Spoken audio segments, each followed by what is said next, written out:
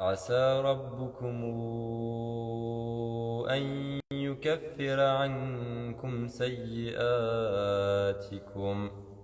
ويدخلكم جنات تجري من تحتها الأنهار تجري من تحتها نر تجري من تحتها الأنهار يوم لا يخزي الله النبي والذين آمنوا معه نورهم يسعى بين أيديهم وبأيمانهم يقولون ربنا أتمم لنا نورنا واغفر لنا إنك على كل شيء قدير. صدق الله العظيم. أعوذ بالله من الشيطان الرجيم. بسم الله الرحمن الرحيم. الحمد لله رب العالمين وبه نستعين بالصلاة والسلام على سيدنا رسول الله وعلى آله وصحبه ومن والاه. اللهم صل على سيدنا محمد وعلى آل سيدنا محمد كما صليت على سيدنا إبراهيم وعلى آل سيدنا إبراهيم. اللهم بارك على سيدنا محمد وعلى آل سيدنا محمد كما باركت على سيدنا إبراهيم وعلى آل سيدنا إبراهيم في العالمين إنك حميد مجيد. وصلي على سيدنا محمد نورك الساري ومددك الجاري واجمعني به في كل أوطاري وعلى آله وصحبه وسلم يا نور. وصلي على سيدنا محمد كما يليق بجلاله عندك يا رب العالمين وبعد. Tu peux nous rappeler ce qu'on a vu la semaine dernière rapidement? On avait seulement fait l'introduction de Wikipédia et on s'était arrêté sur d'abord tout ce qui est de l'introduction au texte. Donc tu avais expliqué au nom d'Allah, le très miséricordieux, etc. Et puis on a commencé par la purification et les obligations des ablutions. On a vu que dans la purification se fait uniquement avec de l'eau pure et purifiante. Et, pour vérifier ces catégories d'eau, il faut que le goût, l'odeur et l'aspect ne soient point changés. Et on a revu les 7 éléments de l'obligation de l'ablution qu'on avait vu dans le Mukhtasar al-Akhdari. Très bien. Donc on a vu que la purification s'est divisée en deux. Ah oui, hadath al-khabath. Donc, quelles sont les deux catégories? Tahara. Ah. Pardon? J'entends pas. J'entends pas. Exotérique, Ah, exotérique et ésotérique, oui. Et donc, c'est laquelle, on s'inscrit dans laquelle nous? Ésotérique, effectivement. Exotérique. Et donc, vous avez compris? Ésotérique, c'est l'intérieur. Exotérique, c'est l'extérieur. Et là, l'intérieur, c'est quoi? Ésotérique. Ésotérique, exotérique. Tout à fait. Très bien. Compliqué. Ok. Et donc, ensuite, on les a définis. Donc, on a dit que la purification exotérique ou bien de l'extérieur, en arabe, comment on l'appelle? Taharatu al-khabath. Et l'état de purification, taharatu al-hadath. Effectivement. Comment est-ce qu'on l'a défini? Taharatu al-khabath, la purification immatérielle. La purification matérielle, comment est-ce qu'on l'a définie? Qu'est-ce que c'est? Ah, oui. Ça fait purifier l'endroit, le lieu, le corps et le vêtement de toute impureté. C'est ça. On a apporté une précision en ce qui concerne le vêtement. On a dit uniquement sur. Non, ça c'est si on sait que c'est une impureté. Non, c'est pas ça qu'on voit. Qu'est-ce qu'on a dit? Oui. On a dit que c'était al-mahmoul, donc C'est ça. Ah oui. C'est al-mahmoul, donc c'est tout ce que je porte de manière générale. Taïb. Et on a apporté une précision également en ce qui concerne l'endroit. c'est seulement sur les membres qui touchent la partie. Exactement. Ce sont les membres de mon corps qui touchent le sol. Donc, il y a combien de points? 7. Très bien. Taïb. Et donc, on a dit que cette purification, elle peut se faire avec une eau fatiguée. Avec une eau pure et purifiante. Et cette eau pure et purifiante, comment est-ce qu'on la définit? Le goût, l'odeur et l'aspect n'a pas changé. C'est ça. C'est une eau pour laquelle le goût, l'odeur et la couleur, n'a pas été modifié, uniquement, bien, ou n'a pas été modifié chimiquement, ou a été modifié naturellement. Ou a été modifié naturellement, en tout cas qui n'a pas été modifié par une chose qui ne fait pas habituellement partie de l'eau. Taïb. Si par exemple, du coup, si j'ai des mouchoirs avec des taches de sang dans ma tête, bah je peux pas prier. Pourquoi? si ça dépasse la pièce d'honneur. Oui, si ça dépasse effectivement la quantité qui est ma'fou'an. Ma'fou'an, c'est-à-dire c'est ce qui est pardonné, ce qui est accepté, ce qui est toléré. Si ça dépasse ces quantités-là, c'est une impureté. Je ne peux pas prier avec une impureté, effectivement. On avance. Ensuite, on a vu donc les 7 obligations. Et les 16 obligations, de quoi est-ce qu'on les a tirées? Donc les 16 obligations de la prière. Du surat, de verset dans la surat Maïda. D'accord. Et, Effectivement. Taïb. On relit rapidement cela. Qui c'est qui a lu hier? Il y a quelqu'un qui lisait? tu disais quoi hier? C'est toi qui lisais? Qui c'est qui lit? Hein? C'est qui? Qui c'est qui a lu la semaine dernière? La personne a lu, je crois que c'était bon. C'est toi qui a Il y lu? avait quelqu'un Non. d'autre. Qui? Ah ouais? Je sais pas comment il s'appelle. Ça me dit rien. Si, moi, je me rappelle. طيب خير إن شاء الله. إذا بسم الله. Alors viens à lire. Qui c'est qui va lire? Viens, oui, c'est pas grave. تفضل الله.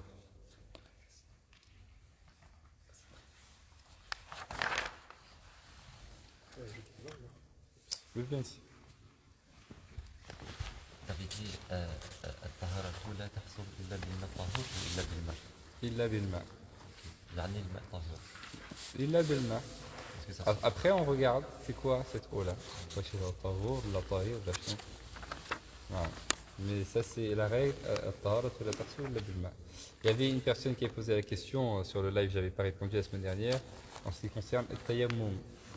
Quand on dit la purification ne s'obtient qu'avec de l'eau, alors qu'est-ce qu'on dit de tayammum? Dérogation. Qu'est-ce qu'on dit de tayammum? La purification. Ah, C'est pas une purification. L'ablution sèche, ce n'est pas une purification. Simplement, c'est une chose qui rend autorisé ce qui était interdit. Ben, c'est une dérogation qui nous est donnée. Mais c'est pourquoi, par ailleurs, la personne, il est nécessaire qu'elle fasse tayammum pour chaque prière. Je ne vais pas faire tayammum, par exemple pour Dhuhr, et prier l'Asr avec le même tayammum, et puis le Maghrib. Non, il faut le refaire pour chaque obligation, pour chaque prière obligatoire. on peut quand même par exemple toucher le Coran sur la prière. Si c'est après une prière, oui. Tfadal, on relit depuis le début, Inch'Allah. Je vais depuis l'introduction ou La purification. la purification. La purification des impuretés sur le vêtement, le corps et l'endroit, ainsi que la petite et la grande purification ne sont valides qu'avec l'eau pure dont la couleur, le goût et l'odeur n'ont pas été altérés, et qui est resté à son état originel. S'il est altéré par une impureté, elle perd son caractère pur et ne peut plus être utilisée pour quoi que ce soit. En revanche, si elle est altérée par une chose pure, elle peut être utilisée pour les tâches du quotidien, mais pas pour les adorations, sauf s'il s'agit d'une chose qui la constitue comme l'ocre, la terre et le sable. Les obligations de l'obligation sont 7 éléments. 1. Émettre l'intention. 2. La friction. 3. L'instantanéité, c'est-à-dire ne pas se relâcher et ne pas laisser un long instant entre le lavage des membres. 4. Le lavage du visage. 5. Le lavage des 2 mains jusqu'au coude. 6. L'essuyage de la tête. 7. Le lavage des 2 pieds jusqu'aux chevilles. Taïb. Donc, nous avons vu que la toute première chose qui nous était demandée sur le plan religieux, la toute première chose qui est demandée au mukallaf, qui est le mukallaf, c'est la personne qui est responsable religieusement. Cette personne qui est responsable religieusement, on l'a définie par le fait qu'elle a la raison, qu'elle a atteint la puberté et qu'elle a reçu le message de l'islam. Cette personne qui est mukallaf, qui est responsable religieusement, qui est doué de raison, qui a reçu le message de l'islam et qui a atteint la puberté, la première chose qu'il lui est demandée, c'est de corriger sa foi. Oui. La première chose qu'il lui est demandée, c'est de corriger sa foi. Ça s'appelle l'imam. Corriger la foi, on le fait à travers la shahada. Une fois que j'ai fait la shahada, tout de suite je vais alimenter le lien que j'ai avec Allah à travers la prière, parce que c'est le deuxième pilier de l'islam. Donc, en étudiant les règles de la prière, et lorsque je vais étudier les règles de la prière, je vais me rendre compte que cette prière a des conditions de la validité. La première condition de la validité de la prière, c'est at-tahara, la purification. C'est pourquoi dans l'écrasante majorité des livres de fiqh, fiqh al-ibadat, le fiqh des adorations, la jurisprudence des adorations, tous vont commencer par Kitab al-Tahara. Tous. Al-Akhdari, ou là al-Fiqhiyya, ou là Ibn Ashir, ou là Shno. Tous dans la jurisprudence des ibadat, des adorations, ils commencent par Kitab al-Tahara. Non? Juste une question par rapport au fait de rectifier sa foi. Est-ce qu'il suffit juste de faire la shahada et de croire ou est-ce qu'il faut vraiment genre faire la aqidah tout ça Non, non, non, non. La correction de ce qui sauve de l'éternité en enfer, c'est deux choses. Ashhadu an la ilaha illallah, ashhadu anna rasulullah. Une fois que la personne atteste cela et y croit, c'est une personne qui est sauvée de l'éternité en enfer. Alors, c'est ce qui lui est demandé, c'est comme ça qu'on corrige sa foi. Et la aqidah, elle est générale, mutlaqan, de manière générale. C'est toujours une croyance qui est ijmaliya, qui est générale, sans entrer dans les détails. On entre dans les détails dans le cas où c'est nécessaire, uniquement. Mais il y a des époques où il y a des fondamentaux à connaître dans la aqidah. Donc on ne se contente pas uniquement de ça. Bien sûr, quand la personne fait la shahada, khalas, elle a fait ce qu'il fallait. Mais il y a une nécessité d'apprendre des choses. Par exemple, Ibn Ashir, son maître, comment il s'appelle? Maître Ibn Ashir, Ala al-Daruri min ulum ad-din. C'est le maître d'Ibn Ashir, le poème d'Ibn Ashir, sur les fondamentaux, les choses essentielles à connaître dans la religion. C'est-à-dire que ce qu'il y a dedans, tout le monde doit le connaître, de manière obligatoire pour lui. C'est clair? Ça veut dire que ce qu'il y a dans la aqidah, c'est vraiment la base. Quand il dit Yajibu lillah al-wujud wal-qidam kadha al-baqa wal-ghina, tout ça, ce sont des choses obligatoires qu'il faut connaître, les qualités. Mais à d'autres époques, ce n'était pas des obligations. Pourquoi? Parce qu'il n'y avait pas les problèmes qu'il y avait à son époque. À l'époque d'Ibn Ashir, il y a des tawa'if qui sont apparus, il y a des groupes, des déviances, des sectes, etc., qui viennent mettre le doute parfois chez les musulmans. Et donc pour repousser tout cela, il est nécessaire que chaque musulman il connaisse ces éléments-là. Donc c'est monté au niveau d'une obligation, de choses essentielles. Aujourd'hui, on peut dire que peut-être cette obligation, elle a changé. Mais aujourd'hui aussi, on a besoin d'enseigner aux gens un certain nombre de choses dans la aqidah pour ne pas qu'ils soient, par exemple, perturbés par ce qu'on va leur dire à l'école ou à la fac, etc., etc. C'est aussi une nécessité. C'est clair? Une fois que j'ai corrigé ma foi, donc, je vais apprendre la prière. La première des conditions de la validité de la prière, c'est la purification. Purification, on a dit, elle se divise en deux. Purification intérieure-extérieure. Nous sommes dans la purification extérieure. Purification extérieure, purification matérielle, immatérielle. Nous avons vu la purification matérielle, qui est la fait de purifier l'endroit, purification de l'endroit, du lieu et de ce que je porte sur moi, et purification immatérielle, celle à laquelle on parvient par la petite ablution et la grande ablution. En ce qui concerne la petite ablution, nous savons faire la petite ablution du début à la fin sans problème, mais il est quand même nécessaire de savoir, dans les petites ablutions, qu'est-ce qui fait partie des obligations, qu'est-ce qui fait partie des sunnah, qu'est-ce qui fait partie des actes méritoires. Pourquoi c'est nécessaire? Oui. Si on oublie un mot. C'est ça. Ça veut dire si par exemple un jour, explique. Si par exemple un jour j'oublie un membre et c'est une obligation, comme par exemple le visage, Oui. il faut que je repasse dessus et je refais tout. Voilà. Alors que- Donc en fait, ce qui va me permettre de savoir ce que je dois faire si j'oublie un membre de l'ablution, c'est le fait de savoir si ce membre c'est une obligation ou bien c'est pas une obligation. Très simplement. Oui.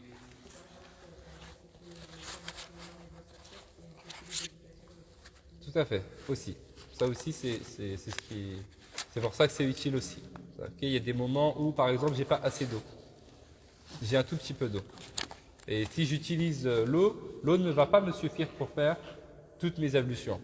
Alors, je peux me contenter de faire uniquement les obligations. Mais si je sais faire les ablutions du début à la fin, mais je ne sais pas distinguer ce qui fait partie des obligations, pas comment je vais faire? Je ne peux pas. C'est clair? Oui. Ces obligations-là, donc, on va voir dans les détails ce que sont les obligations, les sunnah, les mérites. Les obligations, on les tire d'un verset du Coran. Ce verset, il faut l'apprendre par cœur. C'est de ce verset qu'on tire les 7 obligations de l'ablution. Ce verset, on le retrouve dans Surat Al-Ma'ida, c'est le verset numéro 6. Combien? 6 ou 7? 6 à vérifier. يا أيها الذين آمنوا إذا قمتم إلى الصلاة فاغسلوا وجوهكم وأيديكم إلى المرافق وامسحوا برؤوسكم وأرجلكم إلى الكعبين. نعم. Wa arjulakum. Et il y a une divergence wa arju likum dans d'autres lectures. Donc ça, c'est un verset à apprendre. Donc le verset numéro 6 dans Surat Al-Ma'ida. Dans ce verset, nous avons les obligations de la prière. Ya ayyuhalladhina amanu idha qumtumu. Ici, pour pouvoir le faire, j'ai besoin de l'intention, an-niyya. C'est la première obligation. Idha qumtumu ila salati faghsilu al-ghusl. Le ghusl, c'est le lavage. Le lavage nécessite la friction, le fait de passer la main sur le membre. C'est clair? Faghsilu wujuhakum, le visage, wa aydiyakum ila al-marafiqi, les mains, les avant-bras jusqu'au coude. Wamsahu bi ru'usikum, passez les mains mouillées sur votre tête. Wa arjulakum ila al-ka'bayn, ainsi que lavez vos pieds jusqu'aux chevilles. Et on ajoute à cela, qu'est-ce qu'on ajoute à cela? L'instantanéité, le fait de faire les actes de l'ablution les uns après les autres. Ok? J'ai dit quoi pour la semaine dernière pour la friction? Ala al-'udw. Donc la friction, c'est le fait de passer la main sur le membre. Oui. Imrarul yadi, il a demandé comment on avait défini la friction la semaine dernière. On a dit la friction, c'est le fait de passer la main sur le membre. Imraru al-yadi, imrarul yadi ala al-'udw al-maghsul. Donc la friction, on a dit très simplement, c'est le fait de passer la main sur le membre. Et ça, on a dit, ça fait partie des obligations de l'ablution. Donc j'avais donné l'exemple, j'ai dit je ne peux pas juste ouvrir le robinet et mettre par exemple mon bras sous l'eau comme ça, en disant l'eau est parvenue à un moment. Non, il est nécessaire d'utiliser sa main pour faire parvenir l'eau. C'est clair? Et donc ne pas être feignant. C'est les feignants qui font ça. Ça c'est pour les obligations. Ensuite on avance. Donc l'obligation, on avait expliqué aussi c'est plus c'est dans ce dars, dans l'Akhdari, la différence entre l'obligation et la condition. Comment est-ce qu'on a défini, comment on a fait la distinction entre les deux? Qu'est-ce qu'on avait dit? L'obligation, quelle est la différence entre l'obligation et la condition? La condition, si on ne la fait pas, c'est pas valide. L'obligation, non. On prend un péché. Non, c'est pas ce qu'on avait dit. La condition, elle rend valide l'obligation, alors que l'obligation, elle ne peut pas rendre valide. C'est comme ça. Alors, Il y avait un truc comme ça. C'était la même chose. Non. alors ça c'est encore autre chose. Moi je demande la différence juste, ça c'est Charles Ploujoub, Charles Sehabi, la différence entre la condition et l'obligation. Hein? Il y avait la demande contraignante et la demande... Oui, ça c'est autre chose encore. Hein? C'est pas s'il y a la condition, non. S'il n'y a pas de condition, bah, l'acte ne peut pas se faire. Et s'il y a la condition, on n'est pas obligé de faire l'acte. Oui, ça c'est la définition de la condition. Ah. Et moi je veux la différence. Quelle est la différence entre la condition et l'obligation? Vous levez la main? Laissez-nous le temps de réfléchir. Hein? Laissez-nous le temps. D'accord. On n'avait pas dit la condition, elle rend quelque chose d'interdit valide. Et après, C'est ce que- c'est ce ça se peut aussi. Quelle est la différence entre l'obligation et la condition? L'obligation, elle est issue de la condition, non? Non. Non, oui.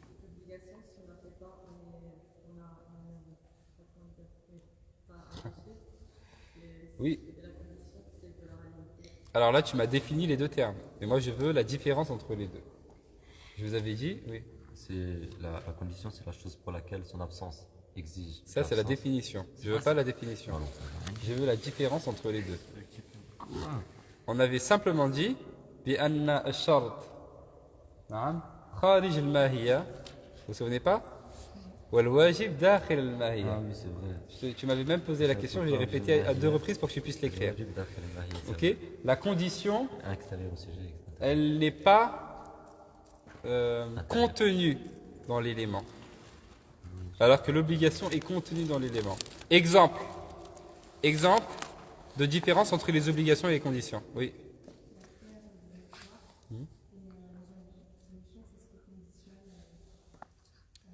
Tout à fait. Alors, un exemple encore plus détaillé entre obligations pour la prière.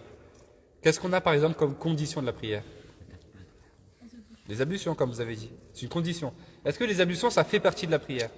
C'est à l'extérieur. Ah, donc c'est kharij al-mahiyya. Ça en fait partie. Par contre, exemple d'obligation de la prière, par exemple, takbir al-ihram. Est-ce qu'il fait partie de la prière? Oui. Oui. Ah, et then, dakhil al-mahiyya.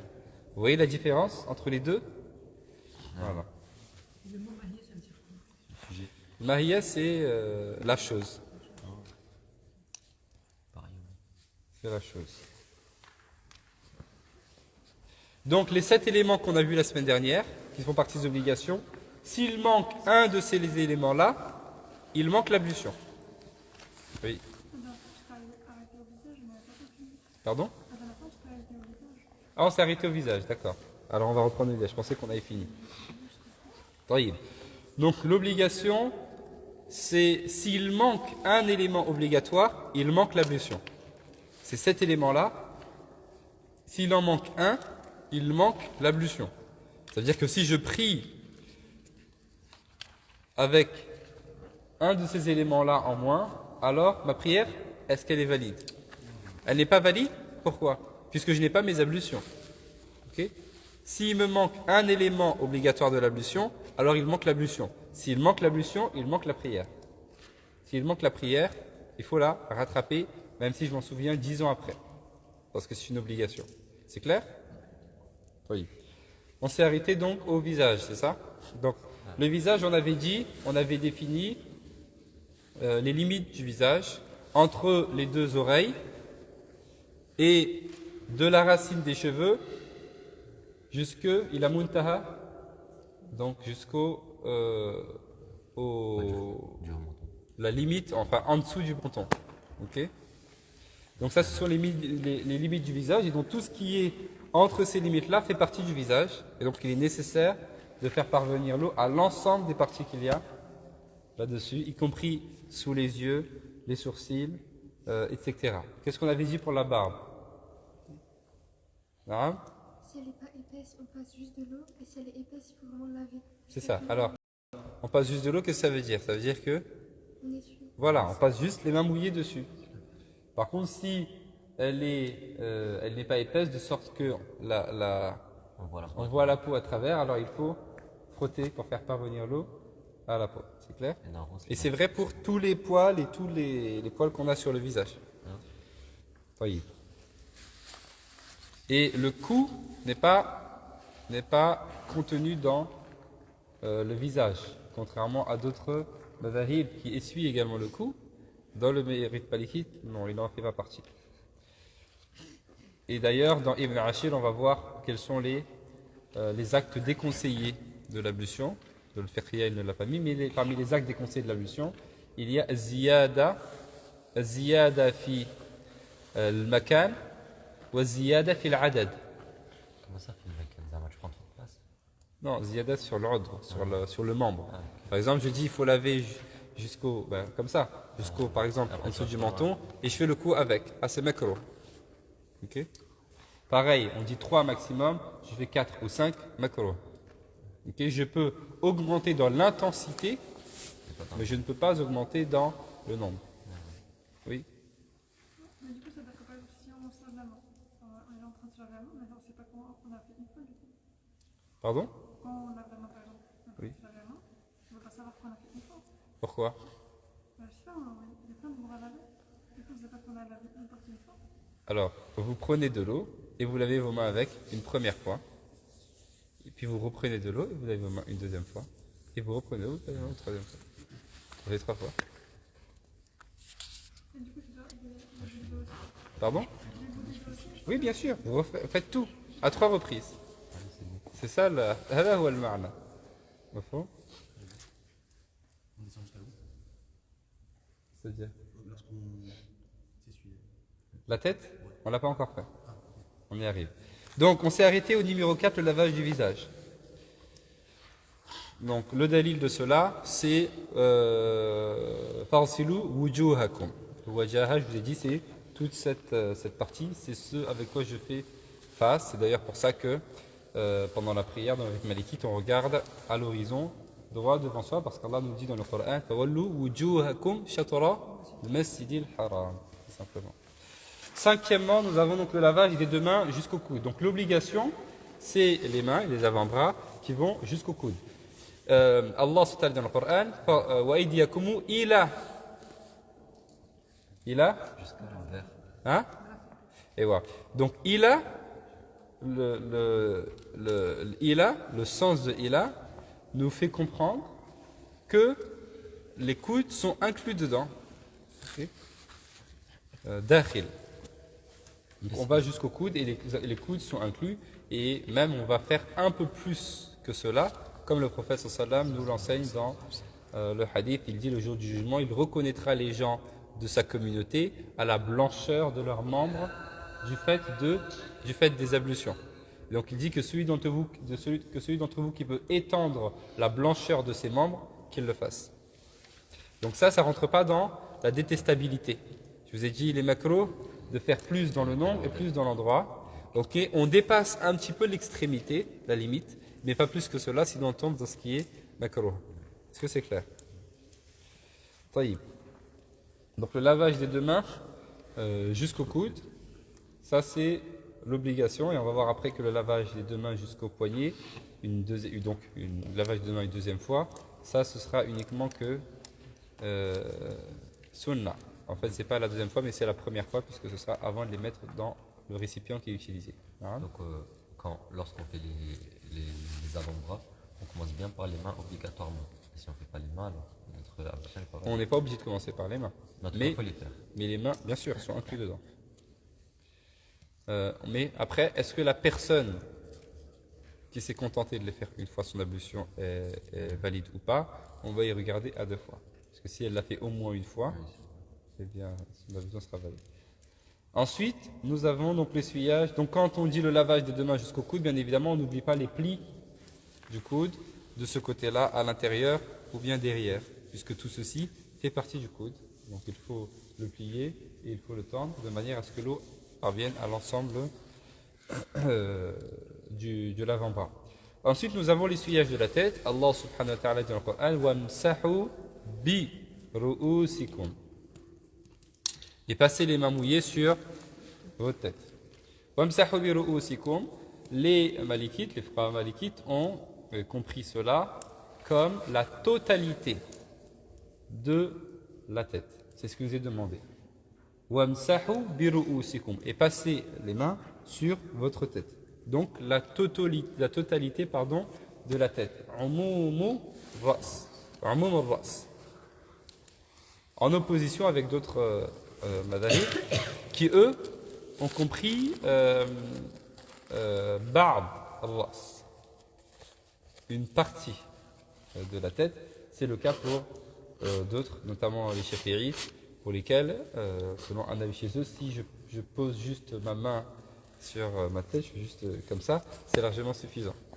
C'est clair? Mais ce n'est pas le cas pour les malikites, il est nécessaire d'atteindre donc la totalité de la tête, et on a parlé du cas de la personne qui a les cheveux longs, etc. Donc là, bien évidemment, dans les obligations, on parle uniquement que de l'aller. Dans les ablutions,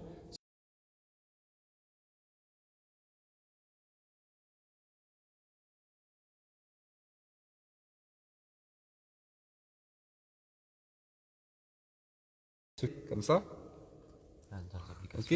Quelle que soit la manière de faire, j'ai fait une fois toute ma tête. C'est clair? Mais il y a des précisions qui vont venir après dans les éléments qui sont sunnah et dans les éléments qui sont méritoires ensuite.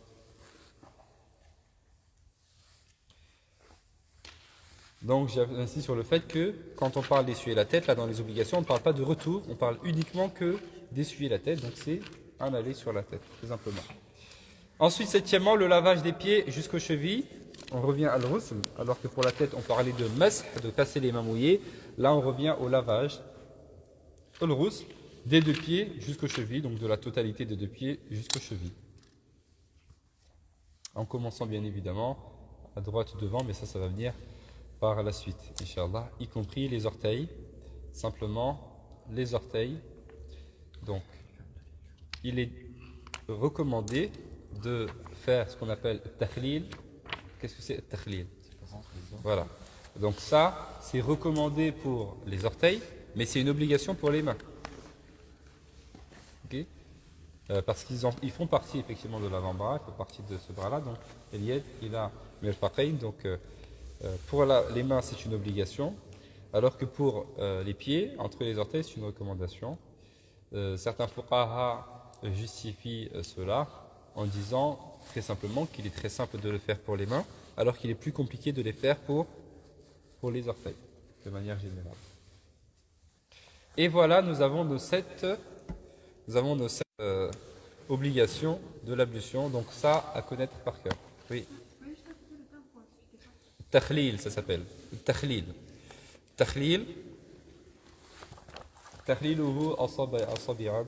Je ne sais pas comment on peut le traduire. Voilà, c'est passer les doigts entre eux. Donc ça, c'est le bon ordre. Pardon? Ça, c'est le bon ordre, parce que dans le Ardalis, il y avait un autre ordre de la purification. Alors généralement, on ne les retrouve pas forcément dans l'ordre. Hein. Pas forcément. Mais là, l'ordre que l'on prend en considération, c'est l'ordre du verset. Qu'on trouve dans le verset. Donc les 4 éléments qu'il y a dans le verset. Donc le wajh, ensuite l'iyad et al-mirfaqayn, ensuite la tête et ensuite les pieds. C'est l'ordre du verset, dans cet ordre-là. Comme ils sont venus.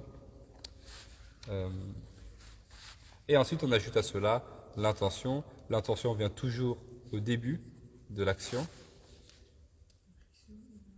Voilà, donc la friction, c'est pas à un moment particulier, puisque c'est rattaché à l'acte. Quand je fais le rous, alors je fais la friction. Et puis le muwalat, c'est une manière de faire, c'est l'instantanéité. Donc sans coupure. Hein? Et pour l'instantanéité, on a dit sans coupure ou bien avec une coupure légère. Qu'est-ce que ça veut dire avec une coupure légère? C'est-à-dire oui. Faut pas que le membre sèche, là. Voilà, ça veut dire c'est une coupure qui ne laisse pas le temps aux membres de sécher. Oui. Le chien pour ce qui est des rétentions.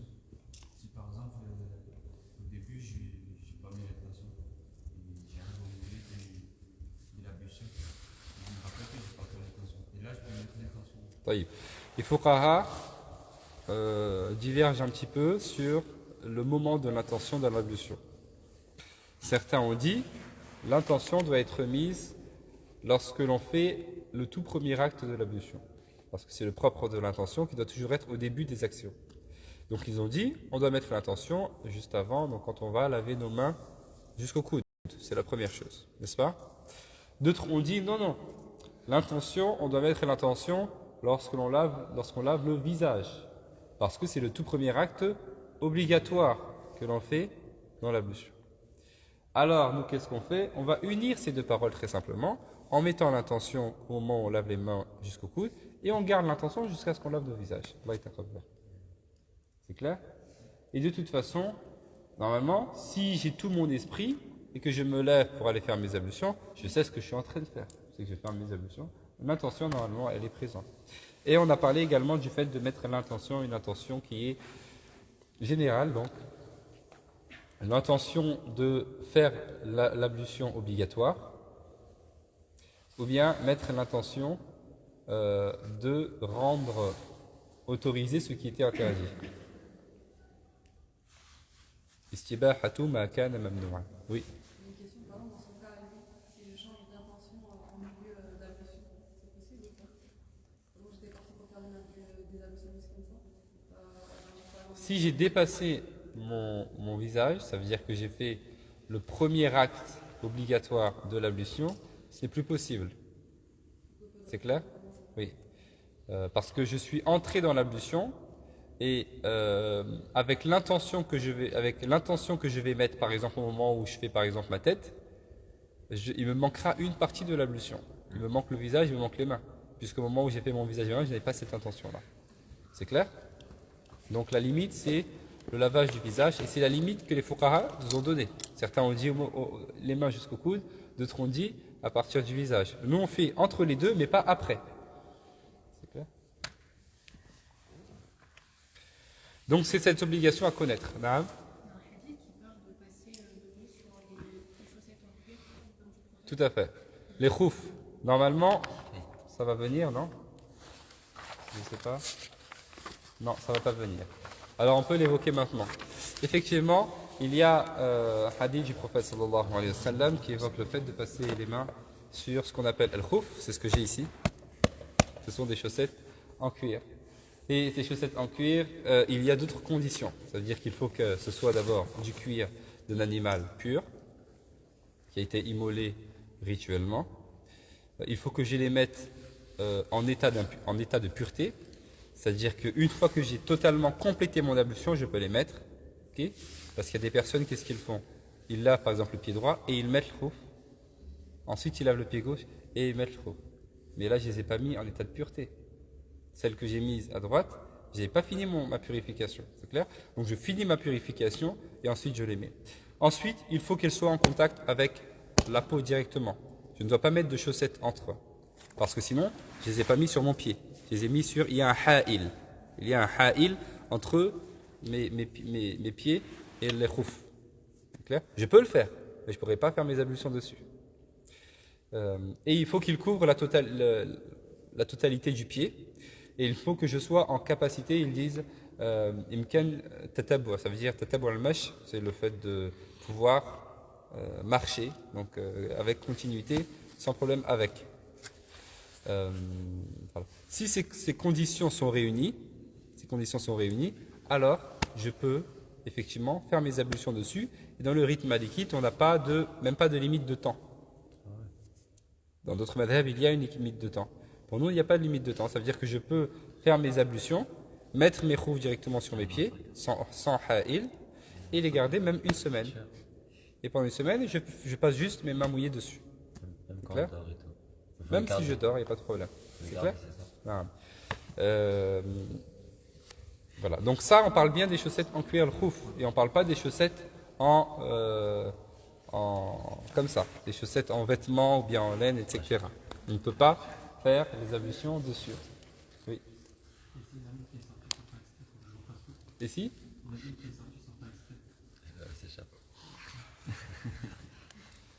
Bah oui. Même si c'est pas sans faire exprès, donc Allah est taqabbal. C'est clair? Non. Parce qu'une fois que je les enlève, ça y est. Oui. J'ai déjà entendu que ce soit du cuir à 100%. Pas que ce soit... Oui, ça, il faut que ce soit du cuir, effectivement. Et du vrai cuir, parce qu'il y a des matières qui ressemblent au cuir, mais qui ne sont pas véritablement du cuir. Hein? Simili-cuir. C'est ce qu'on appelle simili-cuir, je crois. Ouais, je sais pas, je connais pas, mais si c'est ça. Ouais. Donc il faut faire attention et bien, voilà. Croyez. J'ai rien oublié là-dessus. On passe ensuite. Tu lis la suite. Ces sunan sont 8 éléments. 1. Le lavage des mains jusqu'au poignet au début de l'ablution. 2. Le gargarisme. Rincer la bouche en faisant circuler l'eau de la joue droite à la gauche. 3. L'inspiration, avec l'eau dans le nez. 4. L'expiration, avec l'eau dans le nez. 5. Le retour de l'essuyage de la tête. 6. L'essuyage des oreilles en extérieur et en intérieur. 7. Renouveler l'eau pour l'essuyage des deux oreilles. 8. L'accomplissement de ces obligations dans leur ordre. Alors, nous avons vu les 7 éléments obligatoires dans l'ablution. Encore une fois, je répète le fait qu'on continue à faire nos ablutions du début à la fin sans rien changer. Simplement, là, on est en train de spécifier et préciser ce qui fait partie des obligations, ce qui fait partie des sunan, etc. afin que si jamais un jour on a une faute ou on oublie quelque chose, on est en capacité de savoir ce que l'on doit faire. Donc, nous avons vu les 7 éléments, on ajoute à cela des sunan. Sunan, donc c'est 1 degré en dessous de l'obligation. L'obligation, s'il me manque un acte obligatoire, il me manque l'ablution. C'est clair? Donc la personne qui le fait est récompensée, la personne qui ne fait pas, etc. Et la sunan, c'est donc 1 degré en dessous de l'obligation. Et si j'oublie un élément qui est sunna, ma prière est quand même valide, ce qui n'est pas le cas pour l'obligation. Mais je vais refaire cette sunna-là pour la prière éventuellement suivante. Ok? Attention, parce que la personne qui délaisse une sunna volontairement, ça veut dire c'est une personne qui vraiment le fait par comment on dit? Passion. Hein? Non, c'est pas la flemmardise. Hein? Voilà, par négligence, c'est plus que de la négligence, hein, plus que de la négligence par mépris. Voilà, pour la sunna, c'est une personne qui est sanctionnée, qui a un péché. Hein. Parce que souvent les gens ils disent oui c'est pas grave c'est sunna. Oui c'est pas grave c'est sunna. Mais si tu dis ça et tu délaisses parce que c'est sunna, par mépris, alors tu as un péché. Ça les gens, beaucoup ils ne savent pas ça. Donc, il faut faire attention. La sunna on l'a fait justement parce que c'est sunna. Et pour rien au monde on ne délaisse une sunna. Sauf si c'est nécessaire pour moi de la délaisser. Parce que c'est la sunna du prophète sallallahu alayhi wa sallam. C'est parce que on n'y arrive pas. La yukallifullahu nafsan. Allah ne peut pas me demander de faire une chose qui est au-delà de mes capacités. C'est irrationnel. Même si c'est dans l'ablution, je ne peux pas. Par exemple, j'ai pas de bras. Comment je fais? Alors Allah ne va pas me demander de laver mon bras si j'en ai pas. Ou bien j'ai un plâtre. Je peux pas. Je vais faire par exemple le massa dessus. Ou bien je vais faire tayammum. Donc ces 8 éléments sunan sont premièrement le lavage des mains jusqu'au poignet au début de l'ablution. Donc la toute première chose que l'on fait lorsqu'on fait des ablutions, on va laver ses mains jusqu'au poignet. Et j'ajoute une précision, c'est avant d'introduire ses mains dans le récipient qui est utilisé pour faire les ablutions, si on utilise un récipient. Et c'est mieux. C'est-à-dire que si je fais des ablutions dans un bol ou dans un bassin ou quelque chose, okay, avant de mettre ma main à l'intérieur, je ne vais pas mettre ma main à l'intérieur, plutôt je vais faire couler de l'eau de ce récipient sur ma main, et je vais laver mes mains jusqu'au poignet à 3 reprises, et uniquement une fois que j'ai fait cela, je vais pouvoir mettre mes mains dedans, donc pour laver ma bouche et faire la seconde chose qui est des ablutions. C'est clair? Donc, laver les mains jusqu'au poignet, au début de l'ablution, avant de commencer, pas en mettant, donc, qabla itralul yadi fil ina, donc avant de faire rentrer mes mains dans le récipient. Oui. Mais tu rentres tes mains quand tu avais. Ouais, sinon tu prends du décollé là, Jack. C'est pas Tu obligé. prends le seau, Vas-y, je te donne une énigme. Comment est-ce que je peux faire pour laver mes mains avec de l'eau qui est dans un récipient sans mettre mes mains dans le récipient? Cherche. Ok. Est-ce que c'est bon pour ça? Ensuite, deuxièmement, ce qu'on appelle el-madmada. El-madmada, en français, le terme que j'ai trouvé qui se rapprochait le plus du sens en arabe, c'est le gargarisme. Ça fait penser à Gargamel, vous connaissez. Le gargarisme, c'est le fait de se rincer la bouche et de faire circuler l'eau, donc j'ai écrit ça, de la joue droite à la joue gauche. Hein, donc on fait rentrer de l'eau dans sa bouche et on la fait circuler de la joue droite à la joue gauche très simplement, ce qu'on appelle le gargarisme. Le fait de mettre le doigt et de laver, ça sert à aucun fond. Ça c'est autre. Comment ça va aucun Non, mais fond? je demande. Ça va arriver après. Ça va venir après. Ça va venir dans les actes méritoires. Donc ça, effectivement, un fondement. Inch'Allah. Mais là, dans les sunan, on a le madmada. C'est juste le madmada. Le madmada, bil-dad. Je fais entrer de l'eau dans ma bouche avec la main droite et je fais circuler l'eau de la joue droite à la joue gauche. Hein? Du coup, c'est pas dans sunan. Ça va arriver. Si c'est aussi une sunna, mais c'est un autre niveau de sunna. J'ai déjà expliqué qu'il y a plusieurs niveaux de sunna. Comment ça s'appelle ça? Donc, al-madmada, le gargarisme. Ensuite, troisièmement, nous avons ce qu'on appelle al-istinshaq, c'est l'inspiration avec l'eau dans le nez. Donc c'est le fait de prendre de l'eau avec sa main droite et de mettre dans son nez en inspirant. Ok, c'est ce qu'on appelle al-istinshaq. Pardon? Et si on fait juste? Parce qu'il y a certaines personnes qui sortent. Il faut le faire. Ceux qui n'arrivent pas peuvent le faire très légèrement. Inch'Allah. Inch'Allah, très légèrement. Baisse. En fait, il y a des règles à toujours enregistrer. Ce que je vous disais tout à l'heure, la yukallifullahu nafsan illa wus'aha. Après, on vous dit si une personne ne peut pas, la réponse vous l'avez. Je dis la personne ne peut pas ou n'y arrive pas, vous avez la réponse. Donc la personne est juriste de sa propre personne, parce que je ne suis pas à la place de mon frère pour savoir s'il arrive à le faire ou pas. Donc lui, c'est pour ça qu'il faut apprendre. Il connaît la règle et il sait s'il est en capacité de le faire ou pas. Donc c'est ce qu'il m'est demandé pour faire la sunna. Je suis en capacité de le faire légèrement. Je le fais légèrement. Je ne suis pas en capacité de le faire. Yasqut. Mubasharatan. Oui. Justement, avant, on avait dit on n'a pas répété trop de fois. Mais par exemple, si on essaie, parce que du coup, on est en train d'essayer de le faire et qu'on n'y arrive pas, c'est pas grave si on répète trop de fois? 3 fois. Oui, là pour l'instant, tout ce que l'on dit, on ne parle pas de nombre. On ne parle pas de 2, 3 ou plus. Tout ça, tout ce qu'on dit là, c'est une seule fois pour l'instant. Ensuite, taslif, chef ou taslif, ça va venir après. Ok, faire 2 fois, 3 fois, ça va venir après. Là, tout ça, c'est une seule fois. L'intensité, j'ai dit, peut varier, mais le nombre ne varie pas. Donc, je mets de l'eau dans mon nez en inspirant et je le fais ressortir. Certains fuqaha entrent encore plus dans les détails en disant, on va... Bon, ça, c'est le point suivant. Donc, c'est ensuite l'expiration. C'est Al-istinthar. Al-istinshaq. Vous avez déjà entendu ce terme, Al-istinshaq? Hein? Istinshaq, ils disent les savants un petit peu dans la spiritualité, ils disent Istinshaqu rawa'ih as-sidq. Ok?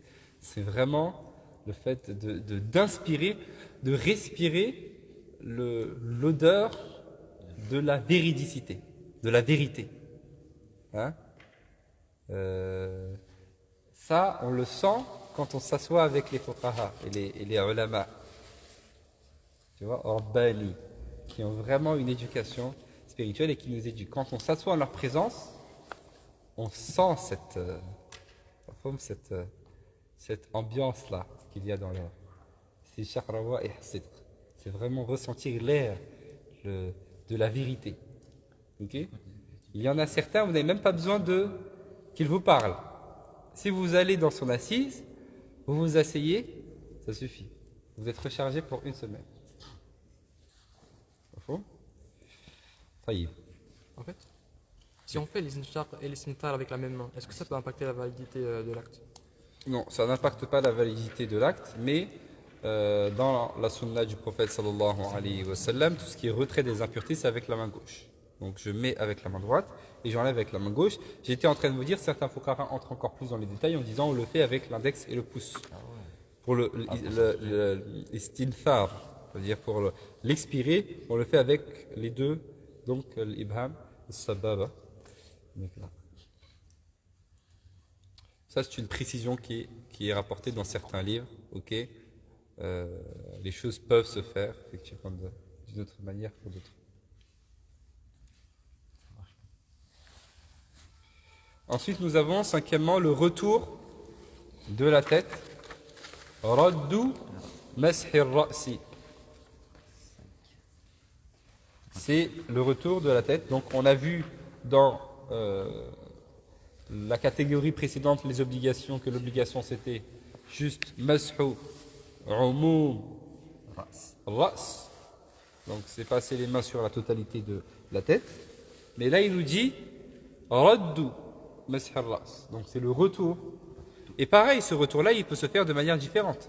Si je fais cela, j'ai fait l'obligation, ça c'est la sunna. Je peux aussi faire, hop, l'aller, c'est l'obligation, hop, le retour. Je peux commencer au milieu et faire, hop, l'obligation et le retour.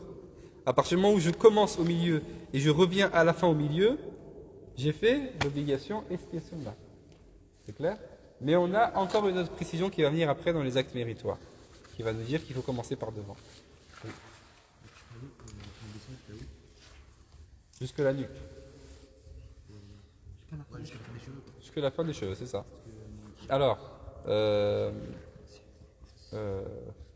on dit donc adatan, donc c'est chez une personne habituelle, normale. Vous allez dire oui, mais il y a des gens qui n'ont pas de cheveux, comment on fait, tout ça. Ok.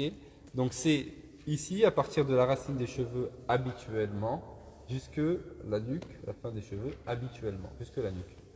Il n'y a pas. Enfin, j'avais rencontré un gars qui dit que ça à la boule là, qu'on a ici. Je ne sais pas. La adé. Ça marche? On va jusque la nuque, jusque la fin des cheveux, Inch'Allah, et on commence à la racine des cheveux. Donc ça, c'est le retour. Ensuite, nous avons l'essuyage des oreilles en extérieur et en intérieur. Et vous voyez qu'il a précisé en extérieur et également en intérieur, c'est-à-dire le conduit. On ne va pas jusqu'au conduit auditif, non. L'auditif, c'est parce que l'intérieur. Ok. Et là, on parle juste de cette manière-là. Donc l'extérieur, ok, la partie qui est extérieure, mais aussi la partie qui est intérieure. L'extérieur, Avec le pouce. Naam. Septièmement, c'est un élément qui est important, c'est le fait de renouveler tajdidul ma. Tajdidul ma, c'est le fait de renouveler la prise d'eau pour faire les oreilles. Et là, il y a une précision aussi à apporter pour ce qu'on a dit tout à l'heure concernant le nez, vous allez voir des personnes qui vont faire le nez et la bouche en même temps. Ça veut dire qu'ils prennent de l'eau, qu'ils mettent de l'eau dans la bouche et en même temps qu'ils mettent dans leur nez. Ça se voit. Parfois, peut-être sur les personnes âgées surtout, il y en a qui font ça. Ça aussi, c'est une chose qu'on retrouve dans nos livres. C'est une chose qui est tolérée, qui est acceptée, sans problème. Okay. Mais si je peux faire l'un après l'autre, c'est bien. Pareil pour ce qui est des oreilles. Vous allez voir des personnes qui vont se mouiller les mains, qui vont faire la tête, et tout de suite après, en même temps, vont faire les oreilles. Mais la sunna du prophète sallam, c'est de faire la tête et de se remouiller les mains et ensuite faire les oreilles. Donc de renouveler la prise d'eau, je ne sais plus comment j'ai écrit ça, renouveler l'eau pour l'essuyage des deux oreilles. Donc tajdid de main. Le 6 et le 7, c'est pas. Moi, le 6 et le 7, c'est une bonne action. Juste en renouvelant. C'est ça. En fait, on considère que c'est une sunna à part entière. On considère que renouveler l'eau pour les oreilles, c'est une sunna à part entière, ici. Si vous allez dans Ibn Ashir, par exemple, il met que 7 sunan. Ici, il y en a 8. Parce que Ibn Ashir, il n'a pas considéré, par exemple, les tajdidul ma comme une sunna à part entière, il l'a rattaché aux oreilles.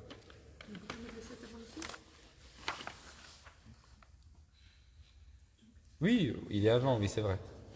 Donc on renouvelle l'eau et ensuite on fait l'essuyage. Ouais.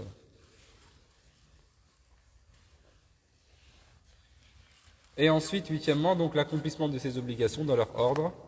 Donc l'accomplissement des obligations, donc les 7 éléments de la catégorie qui a précédé, les obligations. Ces obligations-là, on les fait dans leur ordre. Quel est cet ordre-là? C'est l'ordre du verset, très simplement. Donc le lavage du visage, qui vient avant le lavage des avant-bras jusqu'au coude, qui vient avant l'essuyage de la tête, qui vient avant le lavage des pieds jusqu'aux chevilles. Respecter cet ordre-là est une sunna. Oui.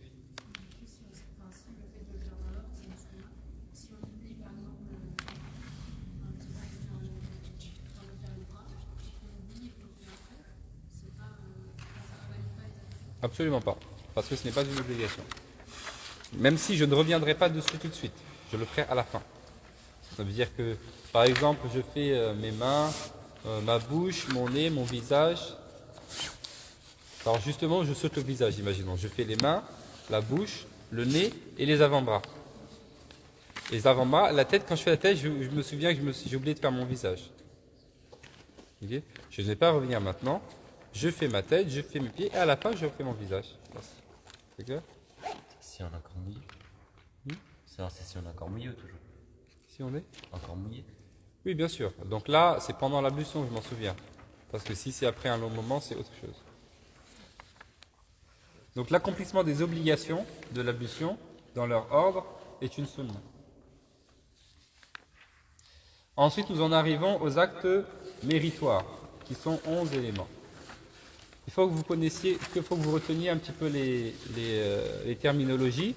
Donc les obligations, c'est ce qu'on appelle al-fara'id. Al-fara'id ou bien al-wajibat ou bien al-arkan. On les note ou pas? Hein? Il faut connaître les termes. Normalement, c'est mieux si on l'a en bilingue, comme ça on le voit en arabe et en français. Mais on va noter quand même les terminologies. Il y a quelqu'un qui lève la main? Oui, Vous avez dit du coup que les obligations, il faut les accomplir dans l'ordre. c'est ça. Les sunnahs, du coup, il faut les accomplir dans l'ordre. Les sunnahs, pour l'instant, on n'en a pas parlé. Parmi les sunnahs, il y a le fait de faire les obligations dans l'ordre. Les obligations, du coup, c'est pas obligatoire de les faire dans l'ordre. Non. Mais vous avez dit qu'il faut les faire dans l'ordre de personne. Oui, il faut les faire dans l'ordre du verset, c'est ce qui nous est demandé. Et cette demande, est-ce que c'est une demande contraignante de sorte que si je ne la fais pas, je suis sanctionné? C'est ça la question, c'est clair? Donc on a parmi les sunnahs le fait de faire les obligations dans l'ordre. Et on va voir ensuite, dans les actes méritoires, que les sunnahs, les faire dans l'ordre, c'est un acte méritoire. C'est clair? Et dans les obligations, attention, dans les obligations, on n'a pas parlé de... Il y a 7 éléments. Et dans ces 7 éléments, on n'a pas parlé forcément, on n'a pas mis le fait de les faire dans l'ordre. Okay. On a parlé de farsilu, إذا قمت إلى الصلاة فاغسلوا وجوهكم وأيديكم إلى المرفقين وامسحوا برؤوسكم وأرجلكم إلى الكعبين. Donc ça nous fait comprendre qu'il faut les faire les uns après les autres sans coupure qui soit longue. C'est une instantanéité. Okay. L'obligation. Okay. Entre sunna et la sunna est plus importante que l'acte méritoire. Mais c'est aussi une chose qui est sunna. Selon la définition de la sunna. C'est-à-dire que la personne qui le fait récompenser, c'est qu'elle ne la fait pas, ne l'est pas. Mais dans la sunna, il y a plusieurs degrés. Le plus haut degré, c'est ce qu'on appelle al-raghiba, c'est le fajr. Et puis voilà. Parce qu'il y a des choses que le prophète sallam a fait tout le temps, des choses qu'il a fait une fois de temps en temps, des choses qu'il a fait souvent, des choses qu'il a fait une fois après il a arrêté. Donc tout ça, ça nous permet de... Toutes les choses qu'on fait le prophète, toutes les choses qui sont dans le Fadaïl, c'est des choses que le prophète sallam a fait. Oui, bien sûr. Ce sont des choses que le prophète a fait ou bien qui sont demandées religieusement, qui sont approuvées.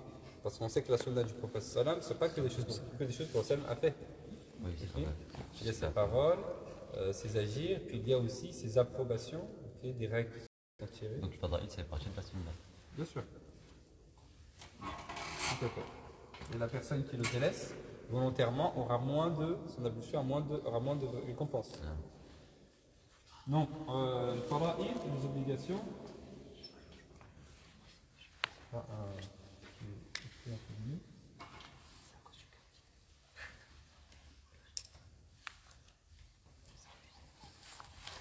Écrit en bleu.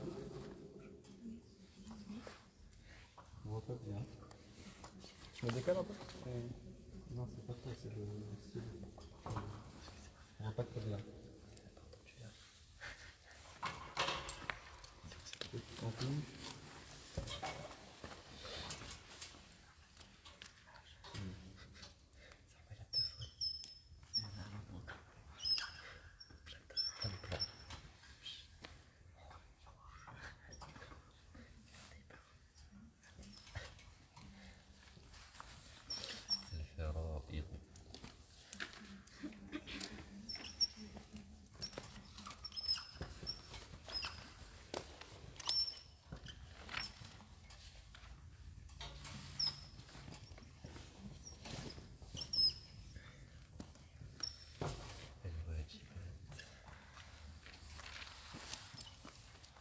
Donc tout ça c'est la même chose, ce sont les obligations.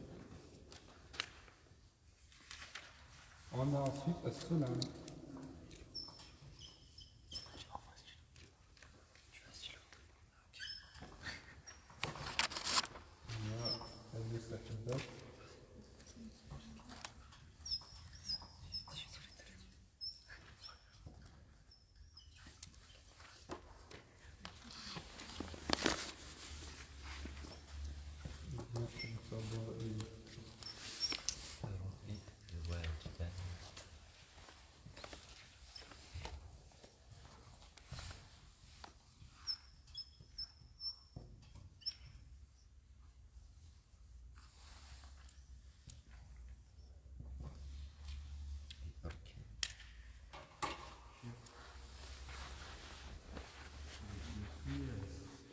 Le premier, al-fara'id.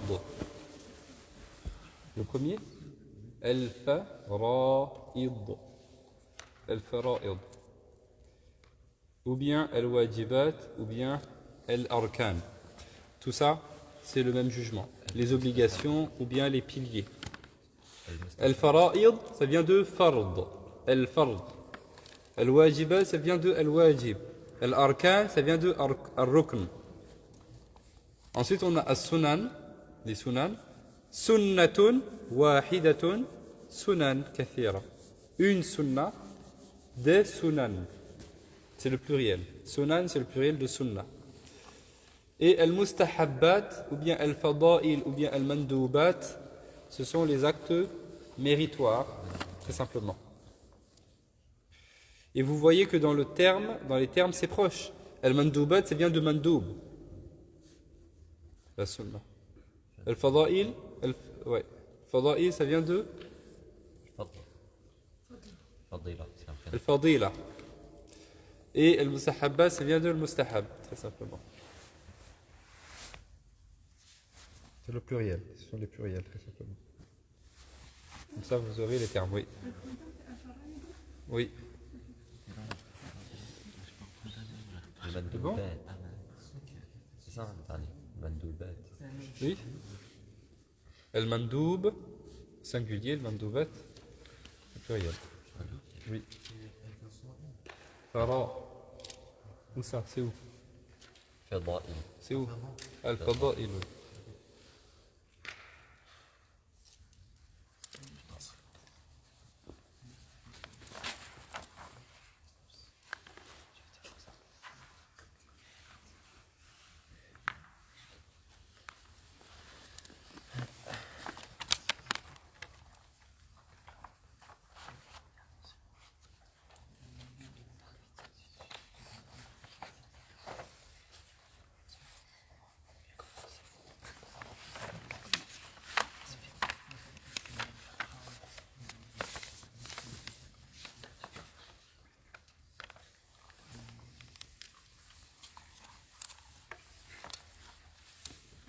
C'est bon?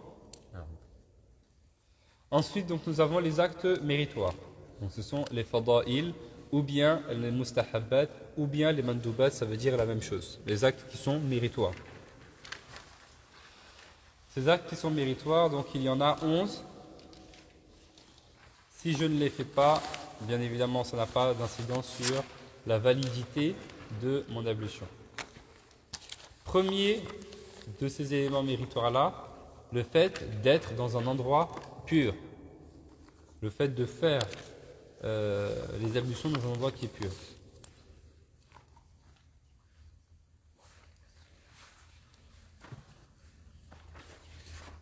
Il est makruh dans le rite malikite, par exemple, de faire les ablutions dans les toilettes.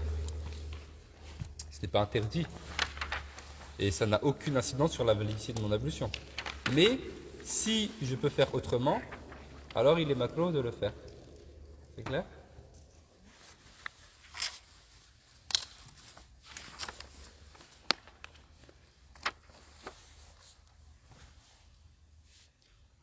Donc être dans un endroit pur, très simplement parce que si je fais mes ablutions dans un endroit qui est impur et il y a des impuretés par rapport par exemple au sol, quand je fais mes ablutions, l'eau par exemple tombe par terre et ce qu'il y a au sol peut par exemple être éclaboussé et venir sur mon vêtement.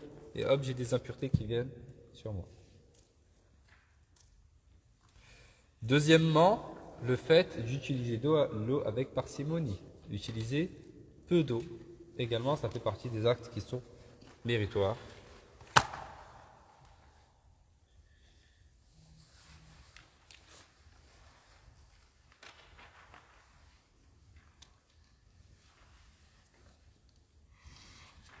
Le prophète sallallahu alayhi wa sallam faisait les ablutions avec quoi? Avec amoud. Qu'est-ce que c'est qu'amoud? Ah non, c'est un verre d'eau. Un verre d'eau? C'est peu. Alors on peut essayer. Oui, c'est en fait amoud voilà, parce que ça on va en parler quand on va parler de zakat après. C'est la quantité de ce que je peux prendre, mot de Rasulullah, donc c'est la quantité que je peux prendre les deux mains conjointe. Ça veut dire que je remplis. Vous avez déjà vu ça, je pense, dans les marchés. Vous avez jamais vu un marchand, par exemple, quand il veut donner quelque chose, il plonge ses mains comme ça et il les sort comme ça. Et il met, par exemple, la quantité. En France, je ne sais pas si on le retrouve, mais ça, vous pouvez éventuellement le voir. C'est pour ça qu'il mesure un petit peu Après, la c'est chose. pas par ici, tout le monde. C'est mot dans la Rasulullah sallallahu alayhi wa sallam, bien sûr. Et il faisait les ablutions avec les grandes ablutions. Oui. Des grandes. Avec 4 moods. Comment ça s'appelle? Un sort, exactement. Bil ayn. Ah, Sort. Un sort, c'est 4 moods. Mais comment c'est possible? C'est possible. Ah non, je suis pas d'accord. Le prophète sallallahu alayhi wa sallam le faisait. Petite ablution, c'est juste avec Un mood. Moi, je fais avec Et les grandes ablutions avec un sort. Donc 4 moods. Oui, parce que nous, on pense qu'il faut laisser l'eau couler. Mais si on fait ça, Iyoubi, il fait ça souvent, ça m'étonne. C'est vrai. Donc il fait les ablutions, il ouvre le robinet, il ferme. Ah ouais, mon cousin, c'est ça. Tu vois, il utilise très peu d'eau. Ça, c'est une qualité. Il n'y a pas beaucoup de personnes qui ont cette qualité-là. C'est vrai. Pourquoi on a besoin de laisser l'eau couler? On ouvre, ça coule et puis on fait. Et si, imaginez qu'on doit mesurer la quantité. C'est énorme. Pareil pour les grandes ablutions, dans la douche, ça coule. Tu vois? Subhanallah, moi j'ai appris comment dire, un petit peu, bon.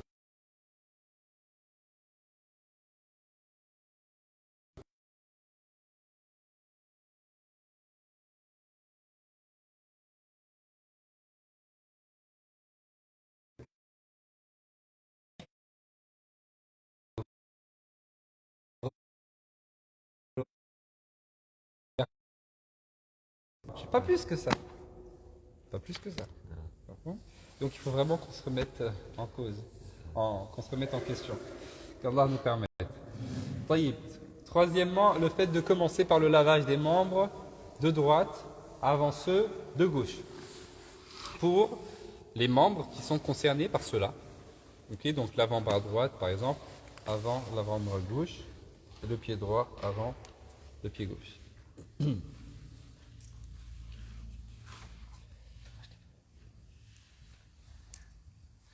Quatrièmement, le fait que l'ustensile utilisé soit mis à droite s'il a une grande ouverture. Ce qui n'est pas le cas pour le robinet.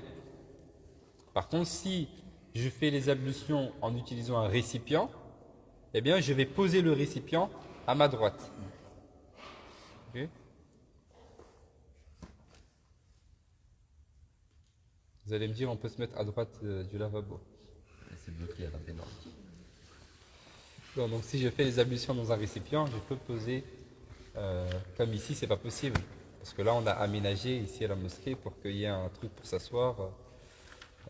Mais sinon, quand je fais les ablutions dans un récipient, par exemple dans un seau ou quelque chose, je peux le mettre au récipient à ma droite. Oui. Non. Cinquièmement, le fait de commencer lors de l'essuyage de la tête par son devant. Comme on le retrouve dans le hadith du prophète sallallahu alayhi wa sallam. Donc, on a vu que l'aller sur la tête, ça veut dire un passage, c'est obligatoire. Le retour, c'est sunnah. Mais là, on nous dit parmi les actes recommandés, méritoires, de commencer par devant. Donc, je vais commencer par ici. Et je vais faire mon obligation et ma sunnah. Et j'ai fait l'acte méritoire qui est de commencer par le devant.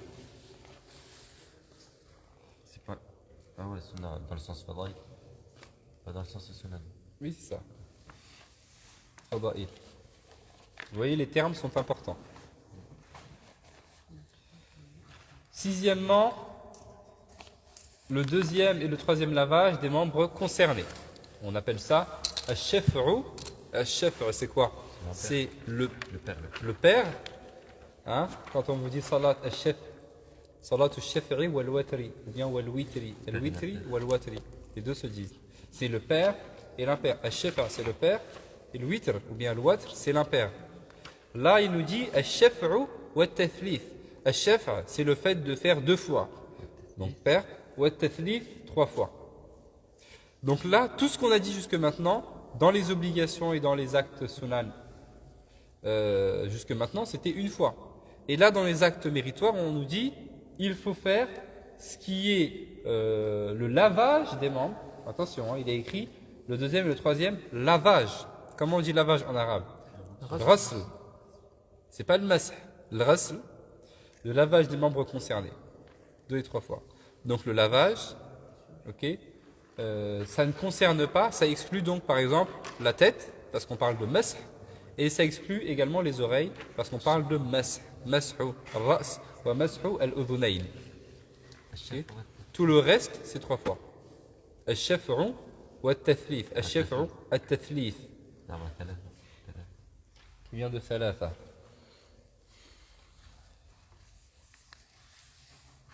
Donc on exclut de cela mas'ul udhunayn, passer les mains mouillées sur les oreilles, et on exclut de cela également mas'ul ra'si, passer les mains mouillées sur la tête. Le reste ce sera effectivement 3 fois. Septièmement, l'accomplissement de ces sunan dans leur ordre. Quels sont ces sunan? Ce sont les 7 éléments que nous avons précités. Ok? Donc, faire les obligations dans l'ordre, c'est sunnah. Et faire de mettre ma communauté dans l'étroitesse, je vous aurais rendu obligatoire le siwak avant chaque prière. Avant chaque prière. Avant chaque prière, nos fuqaha interprètent cela comme étant au moment de l'ablution. Puisque avant chaque prière, qu'est-ce qu'on doit faire? On doit se purifier. Donc c'est pas quand je suis sur le rang en face de l'imam, je sors mon siwak et je lui montre mes dents. Ça c'est problématique et c'est un manque de adab, n'est-ce pas? Alors, avant chaque prière, ça veut dire pendant mes ablutions, très simplement. Et il dit même avec le doigt. Donc je peux faire le siwak. Je n'ai pas de siwak, je peux frotter mes dents avec une brosse à dents mais sans dentifrice. Je n'en ai pas, je peux faire avec mes doigts. Avec le pouce à droite et avec l'index à gauche. Comme vous avez vu sur le reportage de TMC. Non? Si? C'est pas grave? Moi j'avais un appareil dentaire avant. Et je le faisais. Plusieurs fois je me suis blessé. Mais c'est possible de manière légère. Okay? Si tu peux pas, tu ne le fais pas, c'est tout. C'est pas un problème. Comme j'ai dit tout à l'heure, vous avez cette règle. À partir du moment où je suis dans l'incapacité de le faire, on ne me demande plus de le faire. C'est clair? Alors.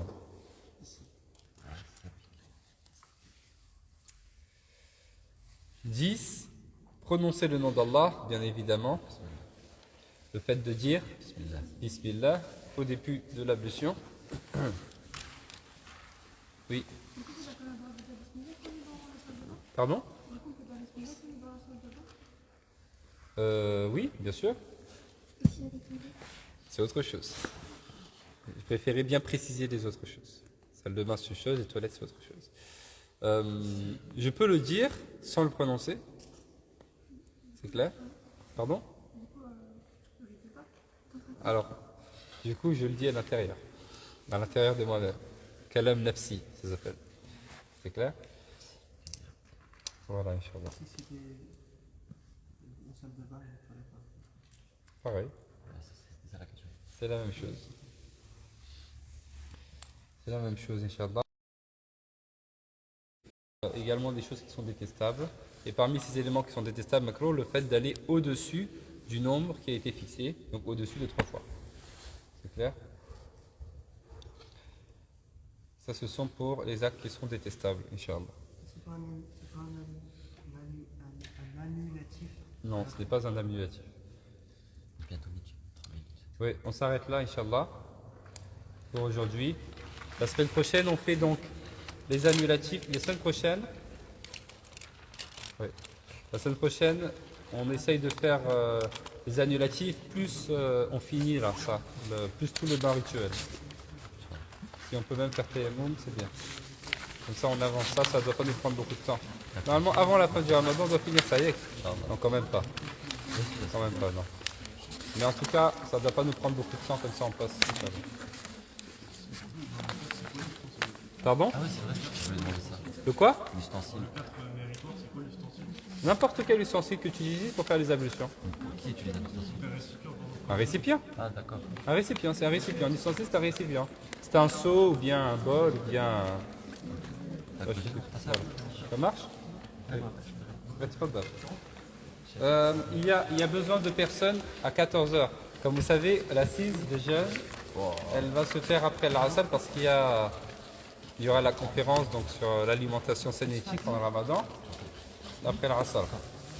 Mais à 14h, on va avoir besoin de personnes pour nettoyer l'esplanade. Comme on a fait hier là? Oui, mais pas, non, pas dans les tentes. Ah. D'ailleurs, vous allez nettoyer la tente. Là, il faut juste enlever toute l'herbe qui dépasse. Il faut juste arracher l'herbe qui dépasse à la surface. Pour l'esplanade. Parce qu'ils vont passer une machine cette semaine. Ah, il y a une machine là? Non, ils vont la passer cette semaine. Mais avant de passer la machine, il faut qu'on retire ce qui dépasse. Alors, on va pas enlever toute la terre comme on a fait Non, hier. non. Parce qu'hier, on avait abusé. Non, il faut juste enlever ce qui dépasse à la surface. On va juste on tire avec la main quoi. Oui, c'est ça. Avec la main ou avec un coup. Si on est beaucoup, ça ne prend pas beaucoup de temps. Puis on commence par exemple à 14h, 14h30, ça nous prend peut-être une heure et demie. Et après? Inch'Allah. Bah, après, si vous voulez faire non, le ça y reste est, de votre barbecue, il en temps reste. barbecue, ça finit. Allah yataqabbal. Sinon, donc, après, donc, à 14h, après l'Asr, il y aura donc la conférence. Donc pour la conférence, ce sera en bas. Et c'est une sœur. Donc vous ne tardez pas après la prière pour ne pas la laisser seule. Okay. D'ailleurs, c'est bien que quelqu'un l'accompagne. Je pense qu'elle va prier en haut. Ensuite, tout de suite après la prière, vous descendez. On va dire aux frères de se mettre de ce côté-là. Comme ça, vous prenez cet endroit. Parce qu'elle va projeter ici. Et on prend les chaises Donc ou pas? il faudra les Par chaises. terre. Ouais. On fait par terre l'assise. On met des chaises. C'était bien avec les chaises. Hein. Franchement, après. Ouais, mais ça va nous demander du travail encore de Ouais, chercher. c'est vrai, c'est vrai. Non, on va laisser les gens s'asseoir par terre. L'année dernière, on a fait avec les chaises avec elle. Ouais, mais parce que les chaises elles sont en haut. Ah. On va faire par terre, Inch'Allah. C'est bon? Inch'Allah. Donc elle sera. Si elle vient avant la prière, je vais la voir. Sinon, si vous la voyez en haut, donc vous descendez. Ça, ce sera ouvert. Donc tout de suite après la prière, moi je vais prendre la parole, mais vous attendez pas. Tout de suite après, vous descendez. Inch'Allah. Alors, سبحانك اللهم وبحمدك نشهد ان لا اله الا انت نستغفرك ونتوب اليك اللهم صل وسلم وبارك على سيدنا محمد وعلى اله وصحبه اجمعين سبحان ربك رب العزه عما يصفون وسلام على المرسلين والحمد لله. Je vais essayer cette semaine de corriger vos copies parce qu'il faudrait vraiment que voilà, on essaye de faire en sorte que la semaine prochaine on fasse la correction. Ok, pour le Ramadan, comme ça. Alors, j'essaye de me prendre lundi, demain ou bien mardi une demi-journée pour finir ça. Et comme ça, la semaine prochaine, on fait la correction. Et les autres aussi, c'est bien que vous voyez la correction, comme ça vous allez voir les questions qu'il y avait, etc. Donc, ça marche? Voilà, Inch'Allah. On se prend 5 minutes et on va commencer l'Akhdar, Inch'Allah. Oui. Pardon? En français? Al-Fara'id et le Wajibat, c'est la même chose, ce sont les obligations. Al-Arkan, ce sont les piliers. Mais dans le rite malikite, il n'y a pas de différence entre les obligations et les piliers. Fara'id, Wajibat, Arkan, c'est la même chose, sauf dans le Hajj. Dans le Hajj, l'Arkan, c'est différent de l'Wajibat. Ensuite, As-Sunan, ce sont les Sunan, très simplement. Al-Mustahabat, Fada'il, Bandoubat, ce sont les actes méritoires. Non, c'est la même chose. Salam.